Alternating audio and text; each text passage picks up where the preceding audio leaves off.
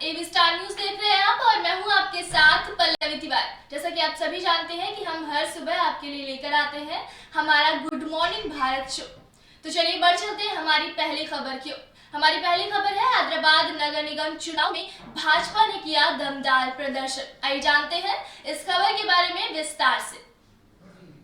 Greater Hyderabad नगर निगम चुनाव में Bharatiya Janata party ने दमदार प्रदर्शन किया है। पिछले चुनाव में महज 4 सीटें जीतने वाली भाजपा को जबरदस्त सफलता मिली है।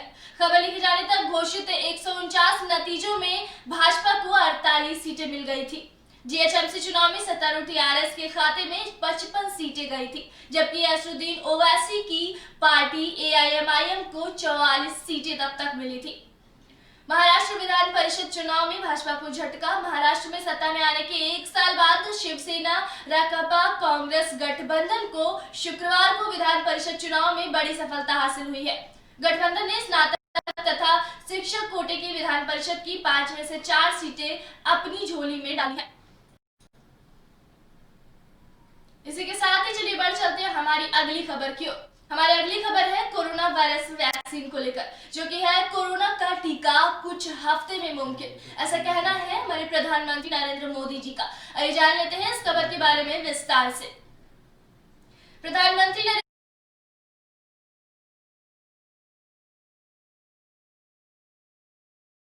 वैज्ञानिकों की हरी झंडी मिलते ही देश में टीकाकरण अभियान शुरू कर दिया जाएगा। कोरोना विषाणु संक्रमण और टीकाकरण के मुद्दे पर सर्वदलीय बैठक में प्रधानमंत्री ने कहा, इस बारे में सभी राज्यों के मुख्यमंत्रियों से बात हुई है। टीकाकरण को लेकर राज्य सरकारों के सुझाव मिले हैं। भारत निर्मित टीका बनाने का प्रयास कर रहे वैज्ञानिकों से भी बात हुई है। वहीं आपको बता दें, भारत के वैज्ञानिक अपनी सफलता को लेकर बहुत ही ज्यादा आश्वस्त है। मोदी ने कहा, वैज्ञानिकों की हरी झंडी मिलते ही टीकाकरण शुरू हो जाएगा। प्रधानमंत्री ने बताया कि भारत ने एक विशेष सॉफ्टवेयर को विन भी बताया है, जिसमें संबंधित समस्त जानकारी होंगी। इसी के साथ ही चलिए बढ़ चलते हैं हमारी अगली खबर की ओर। हमारी अगली खबर है नीतिगत दरों में कोई बदलाव नहीं। रिजर्व बैंक की द्विमासिक मौद्रिक समीक्षा नीति में ऐसा बताया गया है। आइए जानते हैं इस खबर के बारे में विस्तार से।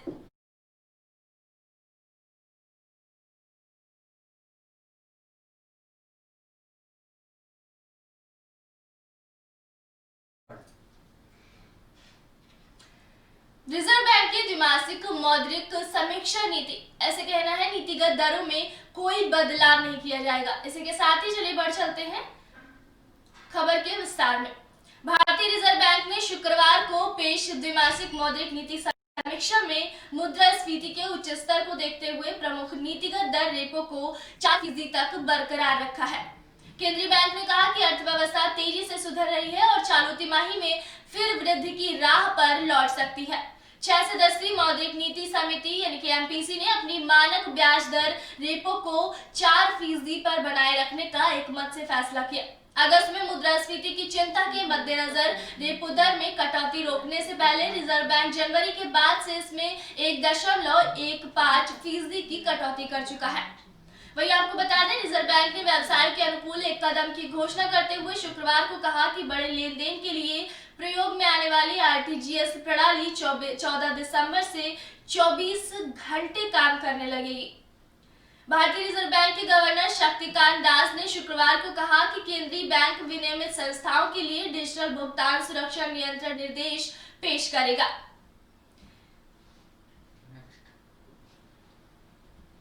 इसी के साथ ही चलिए बढ़ चलते हैं हमारी अगली खबर की ओर। हमारी अगली खबर किसान आंदोलन को लेकर है, जो कि है आज फिर होगी बैठक, 8 को होगा चक्का जाम। आइए जान लेते हैं इस खबर के बारे में विस्तार से।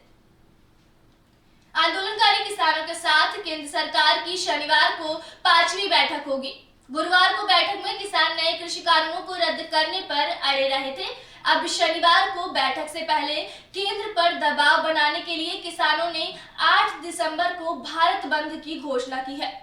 प्रदर्शनकारी किसान अपनी मांगों को लेकर तनिक भी झुकने को तैयार नहीं है। वहीं केंद्र सरकार कह रही है कि नए कृषि कानून किसानों के हित में है।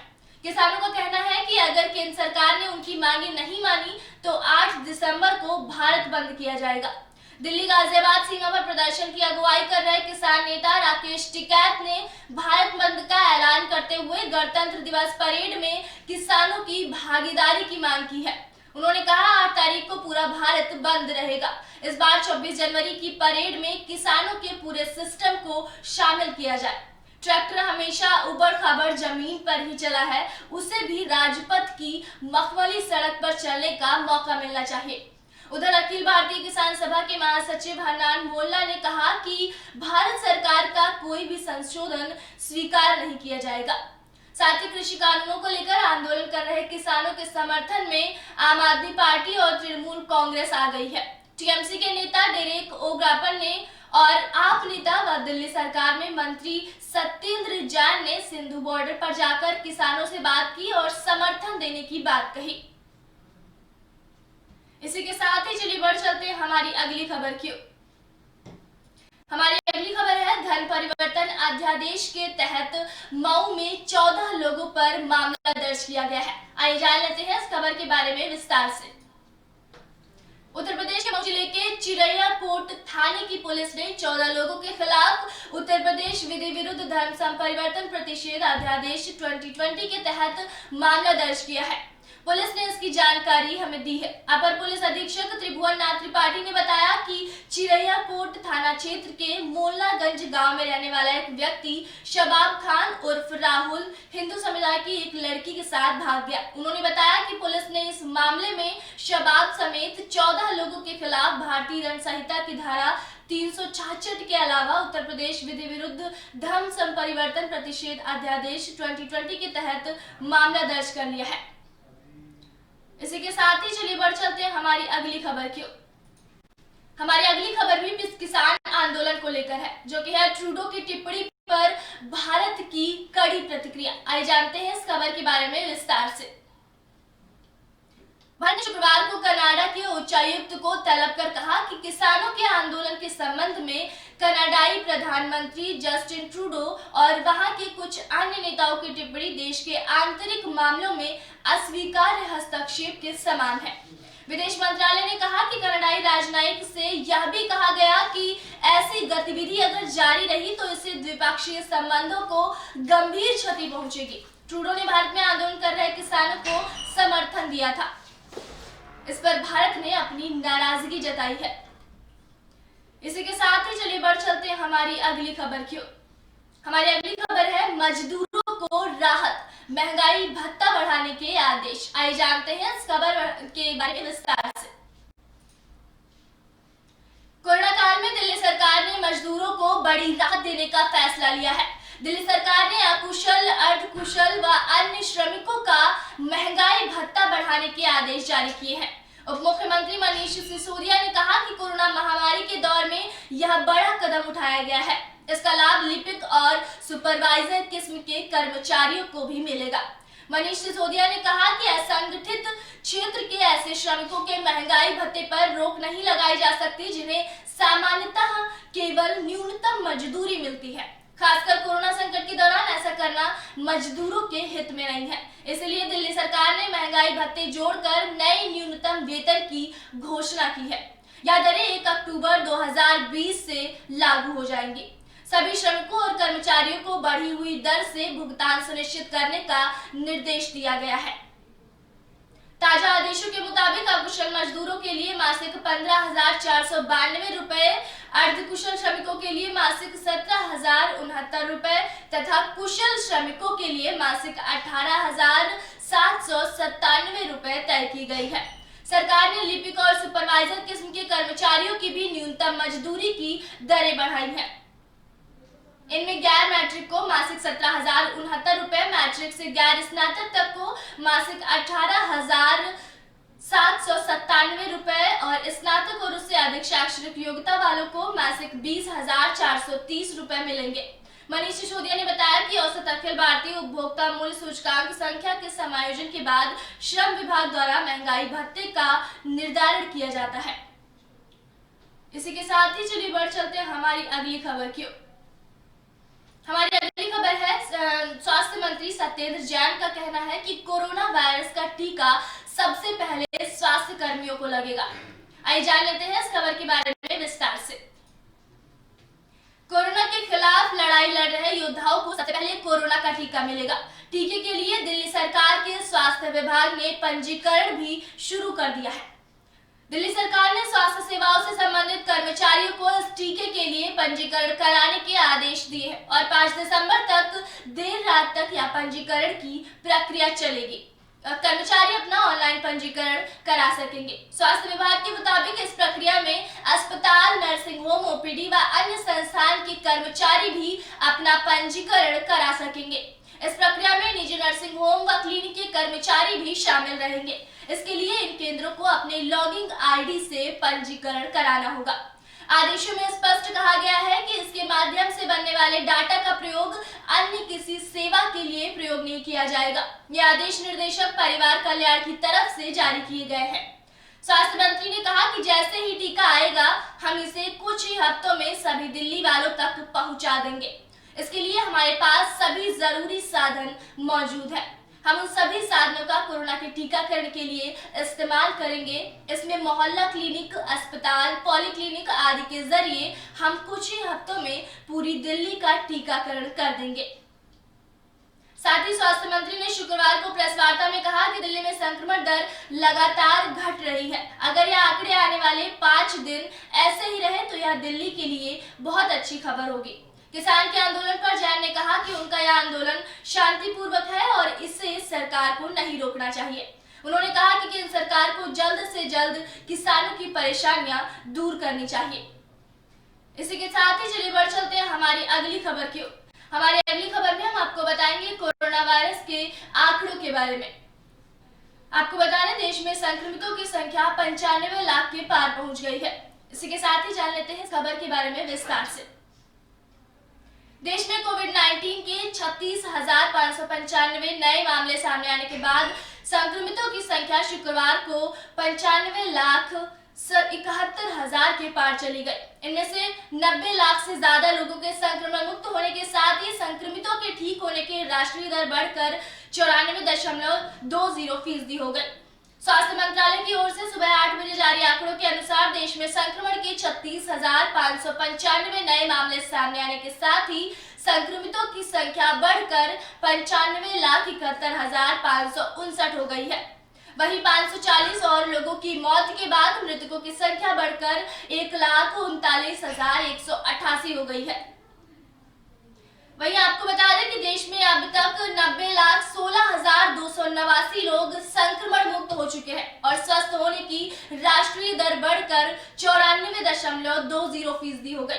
वहीं मृत्यु दर 1.45% है। आंकड़ों के अनुसार देश में इस समय 4,16,082 मरीजों का इलाज चल रहा है, जो कि कुल मामलों का 4.35% है। भारत में 7 अगस्त को संक्रमितों की संख्या 20 लाख, 23 अगस्त को 30 लाख और 5 सितंबर को 40 लाख के पार चली गई थी। वहीं कुल मामले 16 सितंबर को 50 लाख, 28 सितंबर को 60 लाख, 11 अक्टूबर को 70 लाख, 29 अक्टूबर को 80 लाख और 20 नवंबर को 90 लाख के पार चले गए थे। भारतीय आयुर्विज्ञान अनुसंधान परिषद ने बताया कि अब तक 14 करोड़ 87,27,749 नमूनों की जांच हो चुकी है, जिनमें से गुरुवार को 11,70,102 नमूनों का परीक्षण किया गया। पिछले 24 घंटे में 540 मरीजों की मौत हुई है। इनमें से महाराष्ट्र में 115, दिल्ली में 82, पश्चिम बंगाल में 49, हरियाणा में 32, केरल और उत्तर प्रदेश में 31, छत्तीसगढ़ में 22 और पंजाब तथा राजस्थान में 20 लोगों की मौत हुई है। देश में अब तक 1,39,188 लोगों की मौत हो चुकी है। स्वास्थ्य मंत्रालय ने इस बात पर जोर दिया कि मृतकों में से 70% से ज्यादा लोग पहले से ही अन्य बीमारियों के शिकार थे। मंत्रालय ने बताया कि हमारे आंकड़ों का मिलान भारतीय आयुर्विज्ञान अनुसंधान परिषद के आंकड़ों से किया जा रहा है और राज्यवार आंकड़े पुष्टि और मिलान का विषय है। इसी के साथ ही चलिए बढ़ चलते हैं हमारी अगली खबर की ओर। हमारी अगली खबर है, भारत को $9 करोड़ के सैन्य उपकरण व सेवाएं बेचेगा अमेरिका। आइए जान लेते हैं इस खबर के बारे में विस्तार से। अमेरिका ने अपने C-130J सुपर हरक्यूलिस सैन्य परिवहन विमान के बेड़े की मदद के रूप में भारत को $9 करोड़ के सैन्य उपकरणों और सेवाओं की बिक्री की मंजूरी दे दी है। रक्षा विभाग की रक्षा सुरक्षा सहयोग एजेंसी ने गुरुवार को कहा कि यह प्रस्तावित बिक्री अमेरिका भारत रणनीतिक संबंधों को मजबूती प्रदान करने व एक प्रमुख रक्षा साझेदार की सुरक्षा को दुरुस्त करने में मदद करेगी। साथ ही अमेरिका की विदेश नीति एवं राष्ट्रीय सुरक्षा का समर्थन करेगी। DSCA ने अमेरिकी कांग्रेस को एक प्रमुख बिक्री अधिसूचना जारी कर कहा कि हिंद प्रशांत और दक्षिण एशियाई क्षेत्र में राजनीतिक स्थिरता, शांति एवं आर्थिक प्रगति के लिए भारत एक महत्वपूर्ण शक्ति बना हुआ है। भारत ने जो अनुरोध किए हैं उनमें विमानों में खप सकने वाले कलपुर्जे और मरम्मत व वापसी वाले पुर्जे, कार्ट्रिज एक्रूटेड उपकरण या प्रेपोलेंट एक्रूटेड उपकरण, अग्निशमन कार्ट्रिज, आधुनिक रडार, चेतावनी रिसीवर, शिपसेट और GPS आदि शामिल है। इनकी कुल कीमत $9 करोड़ है। पेंटागन ने कहा कि प्रस्तावित बिक्री सुनिश्चित करेगी कि पहले खरीदे जा चुके विमान भारतीय वायुसेना, सेना और नौसेना की परिवहन जरूरतों, स्थानीय एवं अंतर्राष्ट्रीय मानवीय सहायता व क्षेत्रीय आपदा राहत के लिए प्रभावी तरीके से काम कर सके। उसने कहा कि उपकरणों और सेवाओं की यह बिक्री वायुसेना को C-130J परिवहन विमानों के संदर्भ में मिशन के लिहाज से तैयार रहने की स्थिति में रखेगी। भारत को इस अतिरिक्त सहायता को प्राप्त करने में कोई कठिनाई भी नहीं आएगी। पेंटागन के अनुसार उपकरणों की प्रस्तावित बिक्री क्षेत्र में मूलभूत सैन्य संतुलन को नहीं बदलेगी। प्रमुख अनुबंधकर्ता लॉकहीड मार्टिन कंपनी होगी। अमेरिका ने 2016 में एक बड़ा कदम उठाते हुए भारत को प्रमुख रक्षा साझेदार घोषित कर दिया था। इसी के साथ ही चलिए बढ़ चलते हैं हमारी अगली खबर की ओर।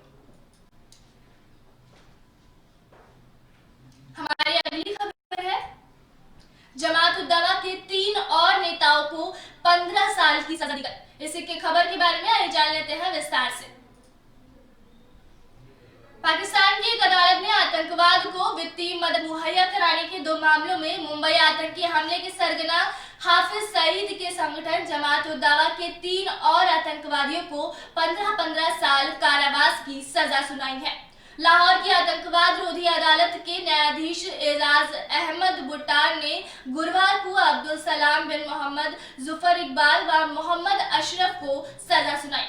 JUD प्रमुख सईद के बहनोई प्रोफेसर हाफिज अब्दुल रहमान मक्की को दोनों मामलों में 6-6 महीने की सजा सुनाई गई है। संदिग्धों को कड़ी सुरक्षा के बीच अदालत में पेश किया गया। मीडिया को सुनवाई की रिपोर्टिंग करने की अनुमति नहीं दी गई थी।